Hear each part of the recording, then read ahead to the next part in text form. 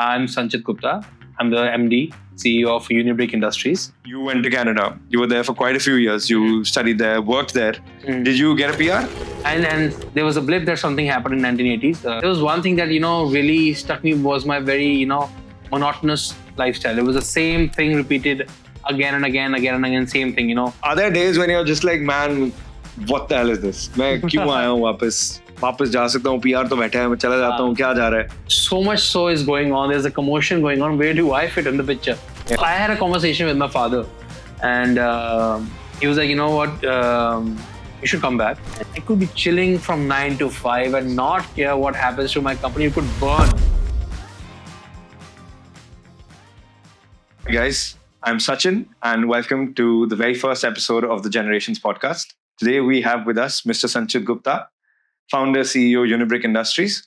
And I hope this is a good conversation. We'll learn a lot about their business, their family, their life, upbringing, and other things that crop up in the process.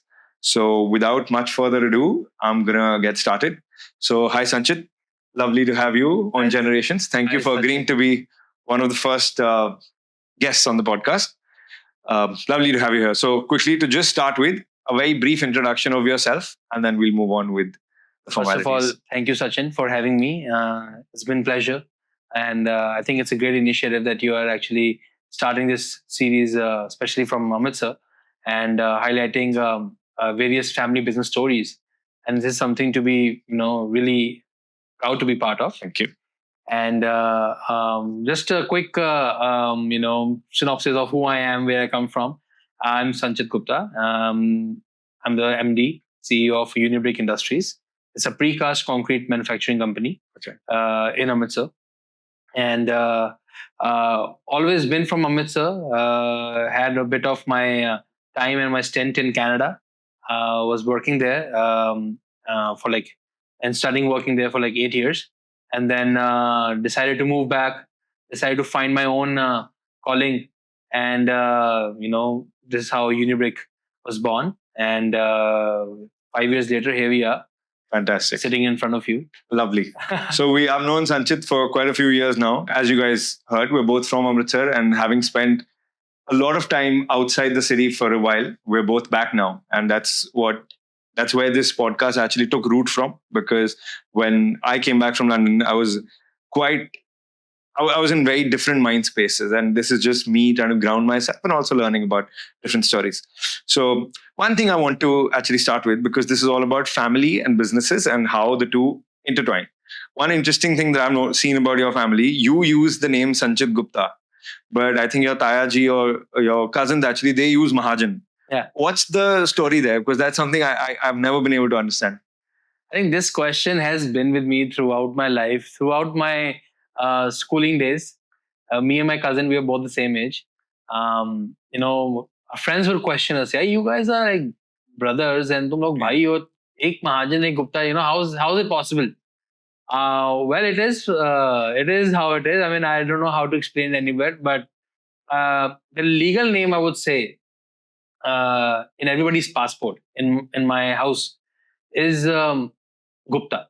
Okay. So we are Guptas, but I think there are a couple other varieties of Guptas as well. Some are Baniya, some are what. So we are Mahajans, basically. Okay. So we are Mahajans. So, people address us as, Mahajan Saab, Mahajan Saab, something like that. But the official name is Gupta. So, interchangeably, we use Mahajan and Gupta. But, my legal name, my everything name is Gupta. So my identity resonates with Gupta. I haven't used Mahajan ever. Okay. But so that's the story. I mean, it's same blood, same family, same everything. But, we just got lucky with 2 surnames. Fair enough. That's good. The more the merrier. That is a question I've had in my mind, because whenever I've met you guys, I've had the same question. Obviously, I've never asked it. But today was the right opportunity to go through that. Yeah. Okay. Very interesting. So tell us a bit about your family structure. How many people are there? How many nuclear families within the joint family? Yeah.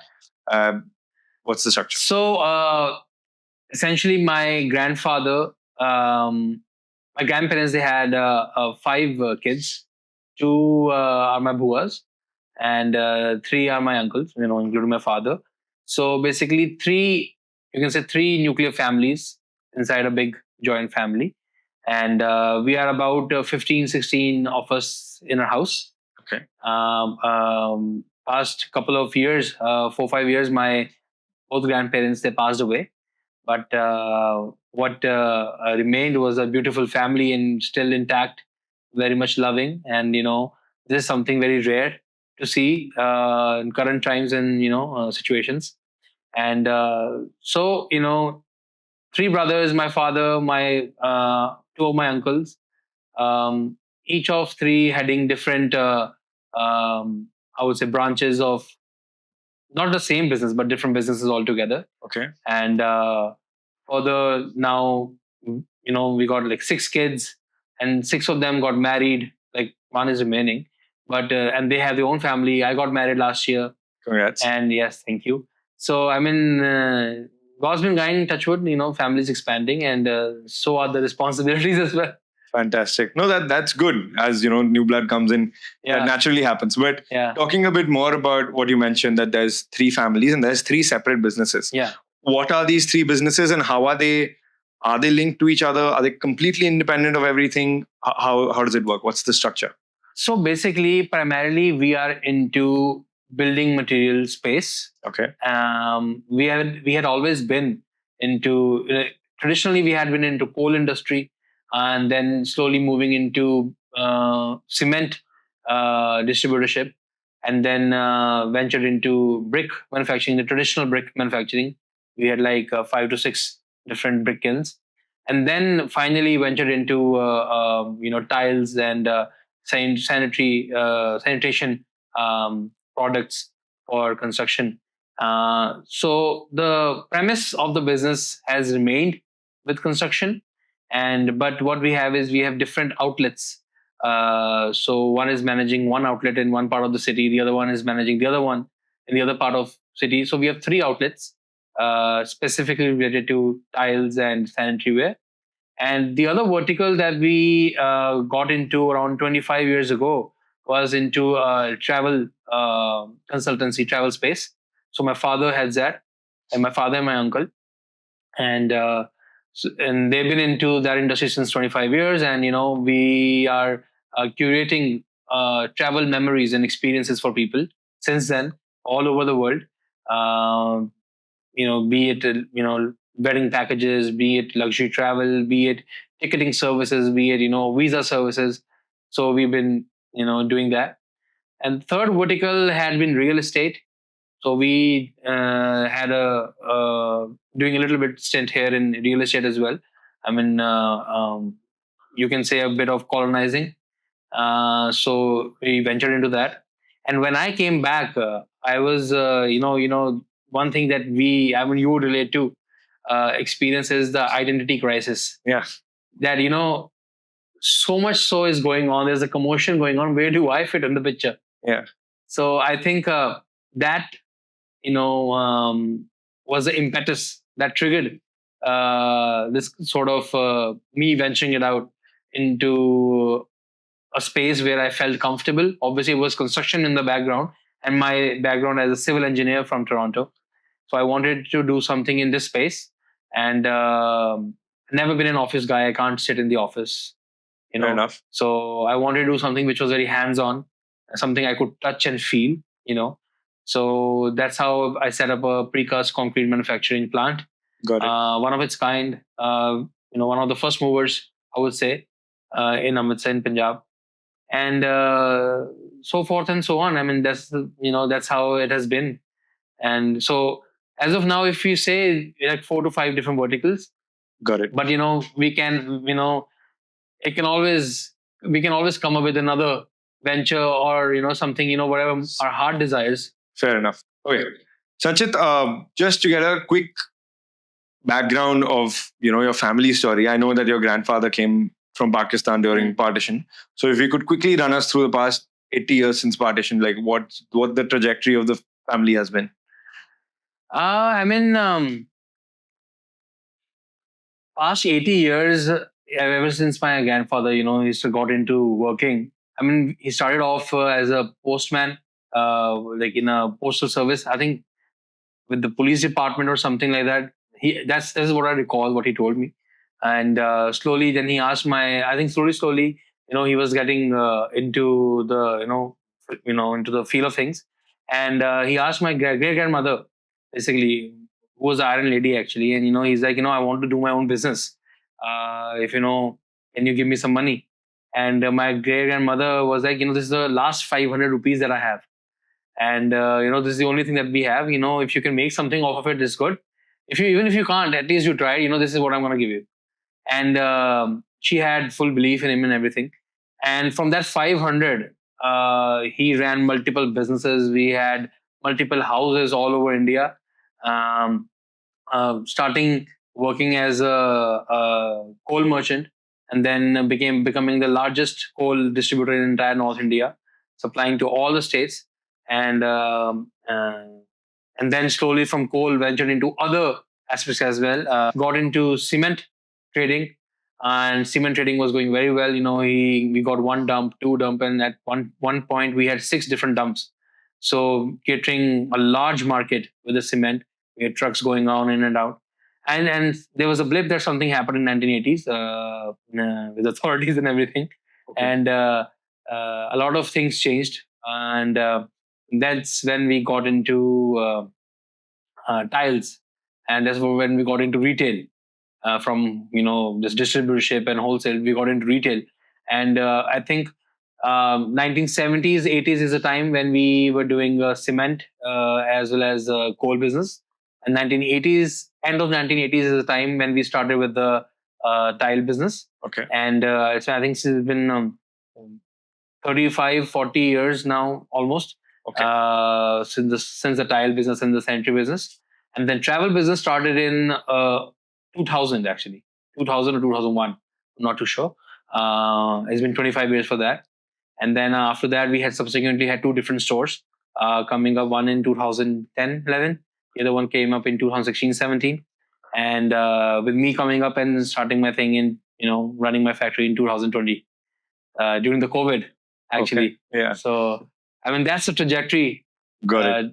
Briefly, as briefly I could Fair enough. explain. Understood. No, that's good. That's good to know, to understand where the person is coming from, to get an insight into their thought process and why they're doing what they're doing. I didn't know that you guys had brick kilns before this as well. I thought this was the first time you're venturing into bricks. So you've given me the family origin story. Just a quick origin story about Unibrick in particular, because I know you came back from Canada, 6-7 years ago, I think? I came back in 2018. 2018. End of 2018. So it's been 6-7 years so far. Yeah. And what was that conversation like when you came? I know, as you said, you studied civil engineering, but since the brick kilns had, you stopped that business in 80s, you said, right? Yeah, I think so. Since it's been almost like 35, 40 years since that was stopped. Yeah. What was that conversation? Because your father would still have memories of, okay, we used to have brick kilns. He would have an assumed value proposition of the brick business. He might, I don't know, but it generally happens if the business is shut down, they might have an apprehension. We've been through this. Yeah. I'm not so sure if you want to do this. Why don't you do XYZ? We've got a flourishing thing going with tiles. We've got travel. So what's the Unibrick story over there? Unibrick story actually basically, stemmed from a couple of factors. I've been studying in Canada. I've been working there. And there was one thing that, really stuck me was my very, monotonous lifestyle. It was the same thing repeated again and again, same thing, going to work, waking up at 5 o'clock, going to work, being at site at 6 o'clock, coming back by 6 o'clock, coming home, making dinner, sleeping, doing the same thing again and again. So there was no randomness. Okay. Which is plenty in India. Every day is a different day. A bit too much. So everything was very, monotonous for me. And, that was one thing that was I cannot stay in this country for long because, it was just getting very boring for me. It was not exciting me. I was not excited to go to work in the morning. So I had a conversation with my father and he was like, you know what, you should come back and, we have different lines of business. You can see which floats your boat. You can have a mini internship at every one of those and see if you like anything, or if you don't feel like doing anything, that you have the option of opening something new, or maybe if you think that you've done a mistake of coming back, you can always come go back and Go everything. back, yeah. So I took the leap, came back, and my elder brother basically had visited a similar plant in Italy, and he was very enthusiastic about this project, and he showed me what the prospects of this opening such a project in Amritsar in Punjab was. It would be like one of its kind. It would be very like initial. It would be like a first mover thing. People of Punjab are not used to it, or maybe it's a new Something new, technology, whatnot. So after that, that seed got into me because I was like, wow, first of all, it's manufacturing. I love manufacturing. Second of all, it's a hands-on work. I cannot sit behind a desk and work on my computer, or do like that.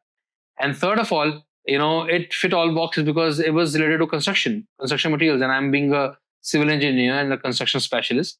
That floated my Made boat. sense to you, yeah. And then slowly I went to Dubai, I went to Qatar, I went to different places in India to see a similar project. Did an entire year of review while traveling. It was a Of good, course. it was a good experience. And then finally, we took a leap of faith and into this project, Invested and into we invested in, and we started this Got it. up and running in 2020. Fantastic. So now that we know a lot about Unibrick, we're going to move a little bit into Sanchit, the person, not the Unibrick founder. The first question that is at the core of this podcast actually is that you went to Canada. You were there for quite a few years. You studied there, worked there. Mm. Did you get a PR? Yes, I have a PR. You're a permanent resident of Canada then. All right. So we are from Punjab, and we know that is a dream of a lot of people in the city, the state. Mm. So after getting that, you came back. Mm. So we understand that it was, you got very monotonous. Yeah. You were not having there was no excitement going on. But of course, there's a lot of perks also of living in a different country. There's natural beauty. There's a lot of facilities. There's a lot of great public infrastructure. Living as an individual, sometimes it's easier. There's a lot more entertainment options. So what were the conflicts going on in your head when you were making that call? Okay, yeah, you know what? Let me quit this job, this very good job that I'm getting a paycheck every first of the month. I'm getting my paycheck, but maybe it's time to forget all this. I've had my fun. I've got my PR. Let me take the leap back. What was the conversation going on in your head in that month or two that it might have taken you to make that decision? Actually, that's a very good question. The conversation, that were running in my head during that particular time, there were two extremes. There were two extremes. One was, I can continue living this life. I'm earning good. Obviously, I'm due for promotion as well in a couple of months. And from this one, I'll move to next particular job, and slowly how you step up the corporate ladder, and you continue doing that and be comfortable. With my paychecks coming in, and spend weekends off, enjoy, not caring about what happens at the company, and then Monday to Friday grind. I could do that. But the other one was that I'm not this person. I'm not this person that I can just switch on my mind from Monday to Friday and switch it off on weekends. I mean, it's good for a couple of months, but when it becomes your life, it becomes like, I'm working so much. They are getting so much juice out of me, making me work for like 12 hours. If I could put that much effort into my own venture or something of my own, I could just be, working for myself, and I'll also give employment to other people. This was my mentality. I think this stems up from being a family, coming from owning businesses, that, this is always that, I've learned what I wanted to learn. There's not new that I'm gaining now. And so my time is up. And then now is the time that I should make a, call to move back. And if I had not moved back at that particular time, I would have not moved back at all. So on that topic, I want to understand, did the thought of starting a business in Canada cross your mind? Like, why, if you got your PR, I mean, I'm sure when you went there and you got the PR, you might have thought about, what, maybe I'm going to stay in this country. Yeah. What was that decision of coming back from Canada to India versus maybe staying there and getting out of this rut? Yeah. Instead of, doing a corporate job, maybe doing a startup. Yeah. What was that conversation? That was the I think that stems from my deep connect with my family. Okay. I always came back. I always went to Canada, and I kept on saying this from day one that I'm just here for studies and probably gain some experience. Then I'm gonna move back because I've been always be very close with my family, with my mother, with my father, and with my grandfather calling me every other day, "Ki, Sanchit, hun tu वापस आ जा." You know, so I was like, they miss me, I miss them, and it was very good actually that I moved back, because I got to spend my grandfather's last 2 years with him. We went on holidays, we went to different places, and we enjoyed each other's company. And I think it stemmed from that, I had to just move back to my family and probably do something over there. And plus, you know what, the perks of being back in Namritsar in India is that the facilities and services that you enjoy at your disposal, something that we take granted for in India: doing your laundry, making your food, making sure the snow gets picked up in the morning from in front of your garages. So those services that we don't even think about how our shirts get cleaned and ironed and back into our room. There's a magical process behind it. It's not magic. It's actually work and everything goes on. But we have services for that. Fair enough. So that thing also, I was like, you know what? I can always come back. I can always keep on traveling, to quench my thirst of nice public infrastructure or natural beauty.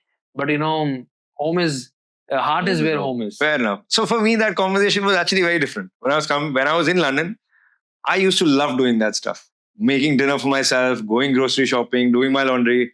I seldom ironed my clothes. I never ironed my clothes, but that's fine because no one else did either. But that's for me, living in London. The biggest things were, the things that I took for granted in London, where the clean roads, there's a park where I can go run. The weather is always beautiful to be outside. Versus in Amritsar, where I love running. I run a lot. So I ran 10 kilometers yesterday and it was a nightmare for me because it's so humid and it's so hot. Yeah. So for me, the conversation was very different. It was very similar to what you're saying. You're talking to your parents. They want you to come back. You're always on call with them.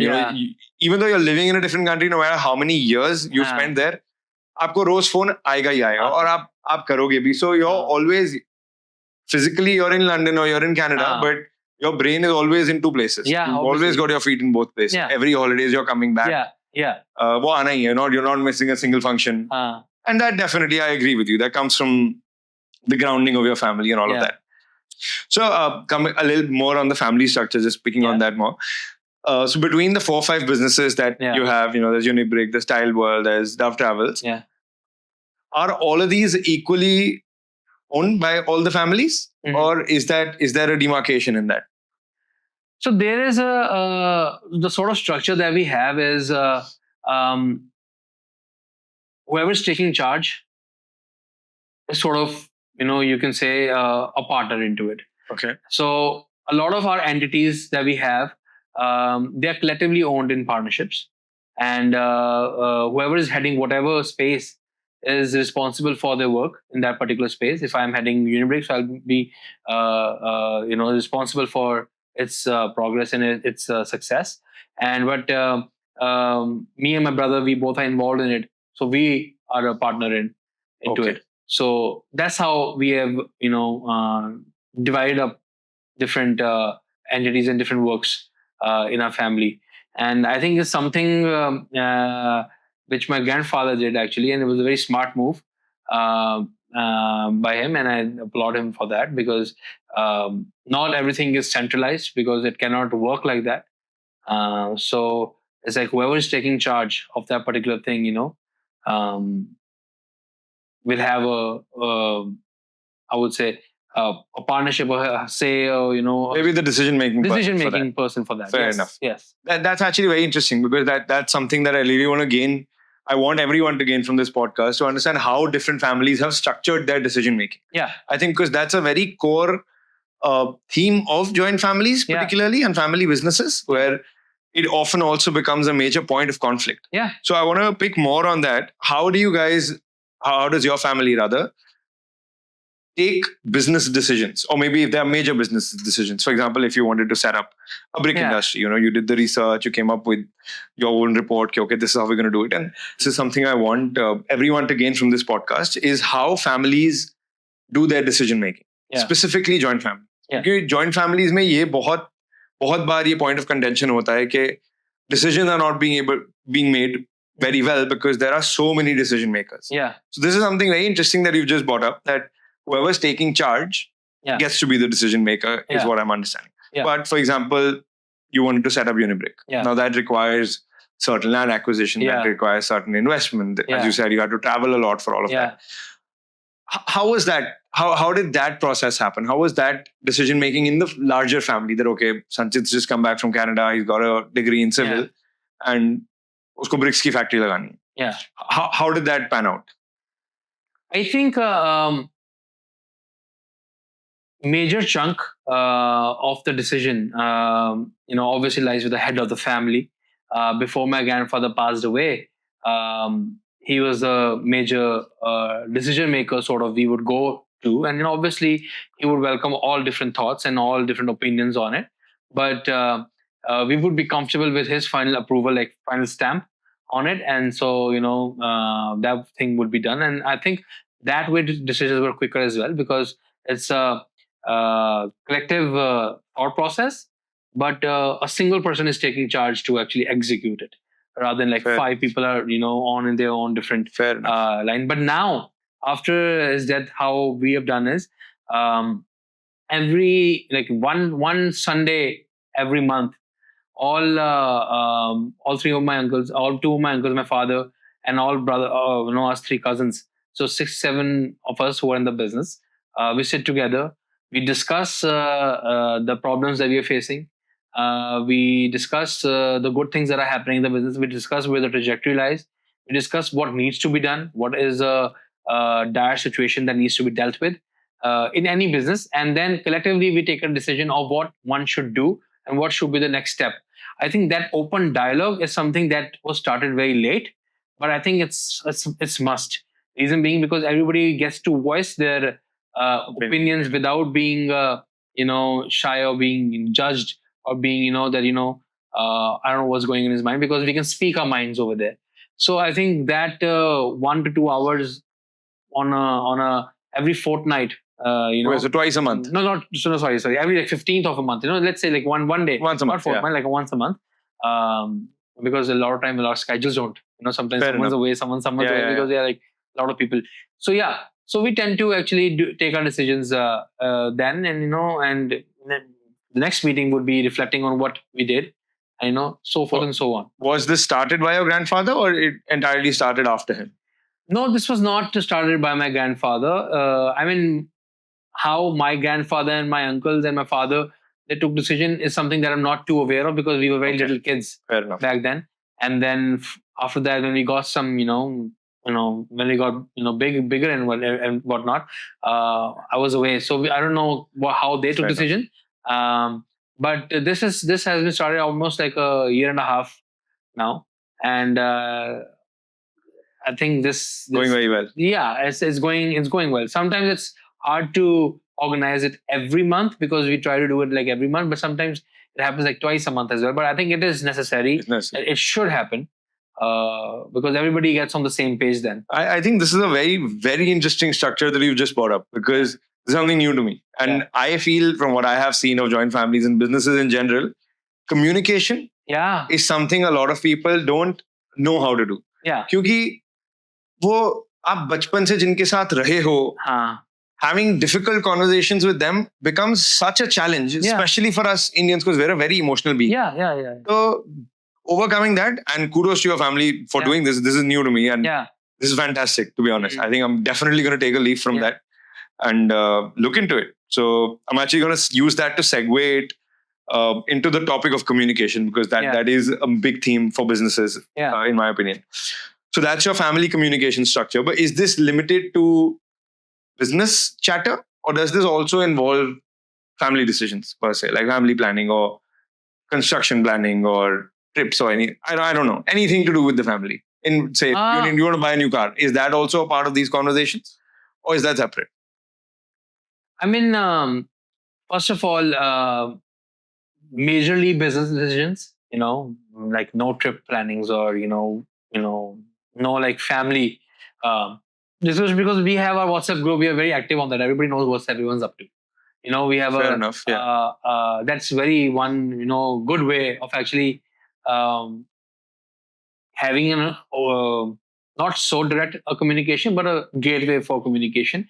And for if you want to buy a new car, definitely that's a point of discussion that we get into, or maybe if it's a construction job or something. These decisions which are affecting everybody are A part of a that part of that meeting. conversation of the meeting, and but not per se as a like a trip or anything like that. It's like if I have time in my schedule, if I can Fair. handle my line of thing, I can Then take a I go trip. for I a don't. trip. I like. Fair I'm enough. like sort of not answerable. Makes sense. Makes sense. All right. So that's for your family communication structure, which I think is absolutely fantastic. I want to take this on the business side. Okay. First, I want to understand a little bit about the brick industry. What's your view of the brick industry?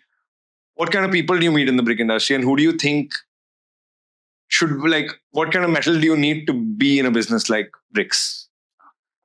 So basically, I'm not just into bricks. We have 4 different SKUs. I'm into interlocking pavers as well. Okay. So hardscape industry, and we're also into concrete blocks. We're also into precast concrete panels, concrete, walls. So if you want to set up a boundary wall, let's say in 4 days, I have a solution. It will be done in 4 days. Just plug and play of that particular thing, and so we deal into that. And I think precast industry as a whole is still in a very nascent stage, and it's only going to go up because China has sort of mastered it, and China is actually we're very proud of it because if you heard about the fact that China constructed they constructed a like I don't know 200 bedded hospital in like 3 days during COVID. That was only possible due to precast, and now government is becoming very aggressive in terms of investing into precast technology because especially our transport minister Mr. Nitin Gadkari, so what they want to use 70% of the materials pre-made prefabricated in factories so as to fasten up the process of construction. So I mean, India is a growing economy, growing country. We are becoming from developing to being developed in 2047 as laid by our Prime Minister, Mr. Narendra Modi. So I think the demand for construction is going to go up. The demand for clothing, the housing is only going to go up. So I think we are looking at a very, very bright future for construction industry and precast in general. Great. So taking a step away from that a little bit, but it's somewhat connected. I want to understand your views of running an industry in a small town. Yeah. Particularly, I want to understand how does communication happen within your company, like within Unibrick, and also across various stakeholders, your vendors, your customers, your suppliers. What does that look like? As running a company, running a industry in a small town, it has its various challenges. First of all, I would say the challenge of getting the right skilled labor. Okay. Because they are very slim, and with Amritsar being a border city, a lot of people flinch away, especially from recent fiasco that we had last month with the war situation developing up and whatnot. So labor issues are there. Plus, there are a lot of issues with the there's sometimes issues with the machine, and sometimes you don't have that required skilled technician available in Amritsar, or probably particular part available for the machine in Amritsar is usually never available. So we either get from Ludhiana or Ahmedabad or Delhi or from anywhere from Amritsar. So so that is a big issue. And in terms of communication with our stakeholders, with our vendors and clients is concerned, it usually happens over the phone. Over the phone, sometimes uh, mostly via WhatsApp as well. And the internal communication in the company, like we're not using any fancy CRM tools or whatnot as of now. We're still growing and we're still that. But it's just we have different groups, groups for operations, groups for troubleshooting, groups for sales, group for like the C-suite all the And decision makers. So we have particular groups, and all the particular required information gets feed into the. How many people are employed by Unibrick right now? As of now, we have around 25 to 30 people on roll, including the labor. That's a perk of actually having fully automatic machines that we have. Very few people need it. Yeah, and I think that's a blessing. That's a blessing, because dealing with people is the most important and the most skillful thing as well. If you can deal with people, I mean, there's no stopping, there's no looking back. True. Picking on what you said earlier about most of the communication happening through WhatsApp, I personally find WhatsApp to be a very informal way of passing on business information. Like my approach since I've come back has been to move my vendors as far away from WhatsApp as I can, because there is no line between personal and business on most WhatsApps. Like, sure, some people understand that, okay, I want to keep my WhatsApp business separate. Having two phones in India is very common for this purpose. But I still find that so much information is lost because you're using WhatsApp to communicate things. I'm always either printing it out, putting it in writing, or putting it on the email so that at least it's officiated. But I find a lot of resistance from the vendors and suppliers. Why are you doing this? But mujhe lagta hai, and this is my personal, you could call me too pricey for saying this, but I find like this is something that's lacking in the culture, and I think it puts the city back. I think it puts us on the back foot, because things get delayed, information gets lost, information doesn't get processed correctly or documented properly. So मेरे को तो बहुत issues face होते हैं इससे कि आपने size, suppose you have 4 SKUs, right? Now for my particular case, we have say 20 SKUs. Now I've got to get packaging made for all of them. There's different sizes for everything. There's different colors for everything. Because everything is generally passed down on WhatsApp, inevitably it gets lost in translation. Iska size बनकर आ गया, वो गलत आ गया. Drawing बनाकर भेजी, फिर भी गलत आ गया. So what are your views on that? And I specifically want to know your thoughts because you worked in Canada. You understand how a corporate works, especially in a Western country. They have very strict protocols of communication. You have to follow these levels. You have to use these softwares. This is the way information has to flow. And in my experience, having lived in London also, it's a lot more efficient sending information that way. Just want to get your views on that. I think it depends from your stakeholder to stakeholder, and also depends on what category of people you're serving. If you're serving, for example, corporate people, I'm sure there are many factories and many companies, many industries in Amritsar and small towns like ours, which are dealing with a lot of B2B. They're dealing with a lot of corporates and everything. So their communication flow is very much like what a corporate would want, like information on emails and whatnot. Especially for my industry, I'm dealing with a lot of B2Cs, like a lot of consumers. So end user, a person who's making a house, let's say he's not even a ठेकेदार, he's just a person who's just buying my bricks. So asking him to communicate to me via email, it'll be something like, sir, ये क्या झंझट होगी? आपको भेज दिया order phone पे कि 50,000 bricks भेजो, आपको पैसे भी डाल दिए तो भेज दो यार. पर ये same चीज Canada में कैसे होती थी? I don't know if you worked on B2C processes. Canada के अंदर, the thing was कि this information, obviously, I mean, we had emails for everything. We had emails for everything. Even a lot of times what happened was, especially in construction industry, what I did was, a lot of times I was placing order on phone. Especially with, placing an order for concrete. In Canada? In Canada. Okay. Because, placing orders for concrete, or placing orders for certain things like, I need, let's say, blocks tomorrow. Urgent need came up. It actually gets delayed via the email. Because I know I was contacting Lafarge. Lafarge is one of the biggest concrete providers in North America. So I would be just calling them. I'd be like, you know what? I need this much cubic meter of concrete, M20 grade, 20-inch slump. I need to deliver tomorrow. Okay, what time? 8 o'clock. Okay, done. A lot of time I would do that. So it depends from industry to industry. I mean, construction industry, decision has to be taken very fast. So in pre-planning stage, you can actually communicate a lot via email. But during the thing when you require, for example, if you require immediate requirement of manpower, आज नहीं आई labour नहीं आई, सुबह बारिश हो गई, construction का काम हुआ, जी आज मुहूर्त निकला हुआ है, आज स्टार्ट करना है, मौके पे नहीं आई लेबर. अब आपने अपने वेंडर को फोन करके यार बंदे भेज फटाफट, फोन पे हुआ ना वो बात, आप ईमेल कहाँ भेजोगे? और उनको And यहाँ पे इतना भी है कि अगर आप, if you ask them, for example, if I'm making a purchase, I'm making a purchase for someone, I will be like, you know what, I'll send you a purchase order. आप मुझे PI भेज दो, ठीक है, make the payment and you send it. और sir क्या PI आप कह रहे हो यार, ये इतने का आइटम है, इतने का है, आपको गूगल पे नंबर भेज दिया है, अब इस पैसे डालो, आपको मारा जाएगा. So they skip the entirety of it, and I would enjoy actually following the proper procedures. I've made a proper template and everything. I want to use that to come to a topic that again troubles me a lot, is the concept of working hours. Yeah. I find the working hours very, very flexible, sir. Like, yeah. Actually, that's the case for a lot of people. Even in Delhi, people have really late working hours. They like to go to office late. I am not such a person. I am someone who would prefer to be in office at 8:30 a.m. and leave at 4:30 p.m. or 5. But वो concept यहाँ नहीं. वो being an entrepreneur, वो concept कई बार नहीं भी होता, क्योंकि मैं भी कई बार I'm in factory till 9 p.m. भाई, shipment जानी है तो जानी है. I don't have a choice. As opposed to if you're working for someone, 5 o'clock, laptop shut, I don't care. As you said, the company could burn down. Not my problem. Not my problem. I was there till 5. I don't care. You can't do that in business. Yeah.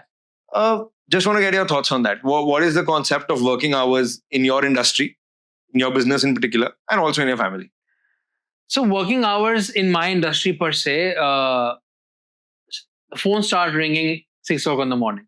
Oh. Yeah, 6 o'clock in the morning. A lot of decisions, a lot of actions are taken on phone. I have to charge my phone at least thrice a day. Okay. Right? So they start from 6 in the morning because deliveries start going early in the morning. Okay. Construction starts like 8 o'clock in the morning. Right? Okay. And then from 8 till 5:30 is actually the working time of construction industry, because that 5:30 is the time when the labor also starts going from the... it's also dark. Yeah. Labor also starts leaving the workplace and everything. And so that's the time. But you know what? I've had a very relaxed, I would say, according to the situation. Sometimes I am in the office by 9:30, 10:30. Sometimes it'll be like 11:30 when I'm in the office. So it really depends on that, because obviously there's no culture as such as well. And plus, in my family before COVID, it was very different. It was like, 9:30, 10, you have the office, and 10 to 7, 10 to 6 was a working time. Yeah. But post COVID, a lot of self-thought and reflection came, and the systems got changed and tweaked. Okay. Now they are in the office by 11 o'clock, come back by 6:30, 7, and so it has, and we were open on Sundays before. Now this Sunday is only like sleeping time. No, there's no Fair working enough. on Sunday. That's good. Yeah. So that's one thing that, started to enjoy and take life more, like, enjoy life more. Yeah. And, but there's no like corporate, like 9 to 5. Plus, particularly my industry is also, my factory is also not at the corporate level yet. Every day is like pretty much like a firefighting situation. Yeah, fair enough. But tell me more about this. Very interesting that you said that your work hours they might start at 6 a.m. and some days if someone just needs something and they're just calling you at 6 in the morning, you can't avoid a call, of course. Tell me more about this. What kind of calls are you getting between 6 a.m. to 9 a.m.? What are they usually? They're not from my clients usually. Achha. They're from my factory, because the factory is up and running, 4:30 a.m. in the morning. We have labor coming in. We are doing the destacking of the molds, destacking of the entire bricks and everything for curing. So it starts at 3 a.m. in the morning. But 6 a.m. in the morning, if some, if shit hits a fan, if there's an issue, or maybe usually when the deliveries are going out. Give me some example. An example is, it'll be as small as, कि उस trolley जाने से की बड़ी जरूर से की, and but बाहर ना टोया आ गया, टोया चढ़ गई, something like that, it got stuck in a pothole or something, So what would you do in that regard? So then there's, you do this, you do that, so as small as that, or as big as that, that I recently had on Sunday, this past Sunday, I had a lightning hit my factory. Oh, shit. And it burned up a couple of big motors, and my entire factory production is stalled since Sunday. Shit. And it's due to be, installed back by tomorrow morning, tomorrow evening. But so those 5 days of production loss, right? That's so this is something beyond my control. But situations like this come up. Fair enough. It was on a Sunday morning, man. I got this. What time? It was like around like 8:39 a.m. in the morning, on a Sunday, Sleeping Sunday is machine he gone. बंद होगी. Machine बंद होगी, चलो करो फिर करा, बंदे को बुलाया, जिसने चेक किया, what not, ये इशू है. वो लाइट नहीं गया तो क्या करोगे? अब this is something beyond our control. It's पर 3 बजे क्यों? Why is the demolding and why are you guys doing that at 3 in the morning? because we have to. So what we do is our bricks, they come out on a plate. अच्छा. So this is a big 850 mm by 650 mm plate. It's a solid plate जिसके ऊपर punching होती है, जिसके ऊपर compression, vibration, compaction होती है, BRICS निकल के आती है. सो वो रात तक भर जाती हैं जब प्रोडक्शन हुई. नेक्स्ट मॉर्निंग उनकी जब सेल्फ क्योरिंग हो गई है, हमें वो प्लेट्स खाली करनी है अगले साइकिल के लिए. हाँ, अगले साइकिल के लिए. तो वो प्लेट्स खाली होती हैं और उनको हम फिर चक्के लगा देते हैं, जैसे हम स्टैकिंग कर देते हैं अपने यार्ड में. नहीं, but is the timing of 3 a.m. Because it has to be done by 8 o'clock because 8:30 machine starts. So that's why वो प्रोसेस को 4 से 5 घंटे लगते हैं. तो लेबर रात को 2, 2:30 बजे, 3 बजे आती है एंड फिर वो निकालती है. वो separate labour. Okay, night labor है ये अलग. हाँ. Very interesting. I didn't know that. Very, very new. Interesting. Okay. So to prepare for the next day, we have to रात को वर्क करना पड़ता है 6-7 घंटे. Got it. What are some recurring problems in your business? Recurring issues this lately has been labor issue. Ever since that May fiasco, labor went to UP. But even with, I mean, you said you have very limited labor anyway. Yeah, because those are skilled now in my thing. Now, because if I get a labor from outside to actually run that, they've done us a shit show. They won't be able to do it because now the labor, we have invested into that labor. We have invested into. They know the ins and outs. They know, how to operate certain things. Because sometimes we have hydraulic pallets. We have different kind of pallets mechanism. We have different material handling mechanisms. A lot of these the other people outside, they can't operate such things. And on top of that, it's a paddy season. So a lot of laborers has gone into farming. They're farming, paddy farming as well, because they're getting more money into it. Yeah, I know. So that's has been issue. And the other issue that we usually is, maybe like frying up of a machine sometime here and there, because when the breakdown happens, then a special engineer has to come. वो कहाँ से आता है? वो आता है usually या तो कहीं दिल्ली से आएगा, या तो वो कहीं पे भी इंडिया से, कभी तमिलनाडु से आएगा, कभी वो अगर अहमदाबाद में तो अहमदाबाद से आएगा. तो there's a team, there's a support team, but Punjab में situated यूजुअली नहीं होते. वो साल में कितनी बार आना पड़ता है इसको? आना पड़ता है उनको साल में, आप लगा के चले 6-7 बार. 6-7 बार आना पड़ता है. कोई इशू आ गया, कभी नहीं, something we could not fix something, and that because similar industries बहुत कम है, तो उनका जो सर्विस है वो भी बहुत कम है, क्योंकि इंडस्ट्रीज है ही कम है. अब आप लुधियाना में कोई टेक्सटाइल वाली इश्यूज आपको आ जाए तो वहाँ पे भरे पड़े. वहाँ पे 1000 में से 990 तो टेक्सटाइल की फैक्ट्रीज हैं, राइट. तो उनके वहाँ पे सिचुएशन उनको उसी वक्त अवेलेबल है, और हमें कुछ पार्ट्स चाहिए होते हैं जो पार्ट्स अवेलेबल नहीं मिलते हैं अमृतसर में. ये तो इंडस्ट्री इन अमृतसर का इशू है. लाइक हमारे को भी for our industry we had to build a number of vendors. जो हमें चीजें चाहिए होती है, we had to help them set up businesses. Exactly. Because we need their services, but that's not our core business. Yeah. But you can't be going to Ludhiana for every die, for every piece, every part. You need भाई यहाँ पे मिलना चाहिए. Yeah. So that's definitely, I completely resonate with what you're saying there. Interesting. One thing I wanted to just go back to Canada a little bit and understand. You've been here for 7 years now. Yeah. Are there days when you're just like, man, what the hell is this? मैं क्यों आया हूँ वापस जा सकता हूँ, PR तो बैठा है, मैं चला जाता हूँ, क्या जा रहा है? Run me through some of those days. What happened? What might have caused, if those thoughts ever came?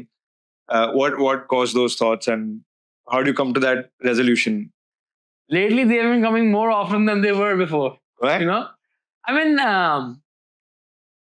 mean, sometimes situations are out of your control, and you're like, you know what, I could be living such a different life right now. But then, you remind yourself, like, this is what I signed up for, and I finish what I start. I don't, I'm not that kind of person who would run midway, and, I don't want to. But sometimes when I see my friends' stories taking often too much, I would say, travel breaks, and we have a long weekend, we have a this reading week, or maybe this particular week going on at or we had a company retreat, so we took off, so that's something, what I could be chilling in, I could be chilling in Bahamas right now, that so that kind of thing does come.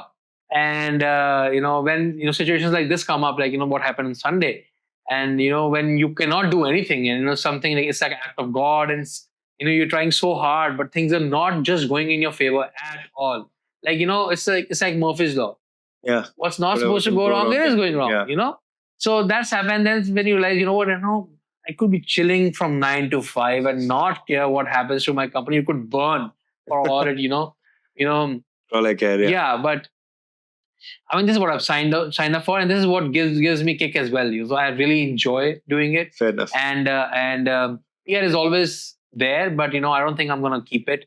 Acha. I'm not sure if what I'm gonna do. What was the thought behind getting it in the first place? I mean, I was like, I'm eligible anyway now. Might as well get it Might for as free. well Yeah, get it. people are spending It's a so free much thing. money. Okay. मेरे को तो मिल रही है. ले लेता I've studied there, I've worked there. So मिल रही है, might as well just get it. So उसको maintain करने के लिए, don't you have to spend a few days every year? Yes. For maintaining, I have to spend 2 years out of 5 years. Oh. And How far? वो हफ्ते लगाने भी बड़े मुश्किल हैं. तो अब खत्म हो गई है कि? नहीं, अभी है. It is there for like another 3 years. Okay.